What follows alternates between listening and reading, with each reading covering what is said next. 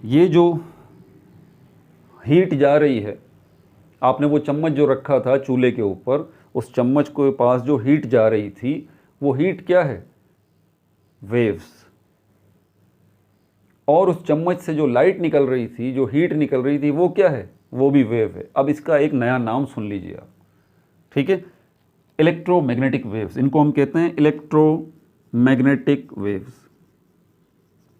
Heat जो जा रही है चम्मच के पास, स्पून के पास, और स्पून से जो लाइट निकल रही है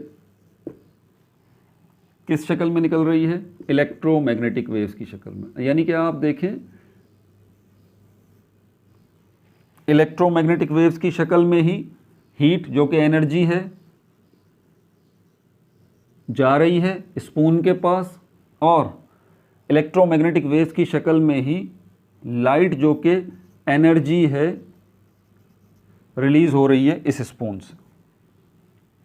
तो आप स्पून को जो हीट दे रहे हैं, तो मैं कह सकता हूं कि आप स्पून को हीट दे रहे हैं, आप स्पून को एनर्जी दे रहे हैं, और ये एनर्जी जो जा रही है, ये हीट जो जा रही है स्पून के पास, किस शक्ल में जा रही है? इलेक्ट्रोमैग्नेटिक वेव्स की शक्ल में। ये इलेक्ट्रोमैग्नेटिक वेव्स या वेव जो हैं, सिंपली इसको हम ऐसे बनाते हैं, ऐसे, ठीक है?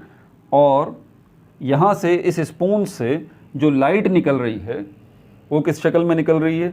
वो लाइट, वो भी इलेक्ट्रोमैग्नेटिक वेव्स की शक्ल में मिल रही है। मतलब इस स्पून के पास जो है इलेक्ट्रोमैग्नेटिक वेव्स जा रही हैं, और इस स्पून से इलेक्ट्रोमैग्नेटिक वेव्स ही निकल रही हैं। अब इलेक्ट्रोमैग्नेटिक वेव्स की आपको पता है वेवलेंथ होती है। दो हिस्से होते हैं वेव के, ये जो टॉप वाला है और ये जो टॉप वाला है। टॉप से टॉप तक का जो डिस्टेंस है ये वेवलेंथ कहलाता है, और इसको हम क्या कहते हैं? इसको हम क्रेस्ट कहते हैं, क्रेस्ट। और बॉटम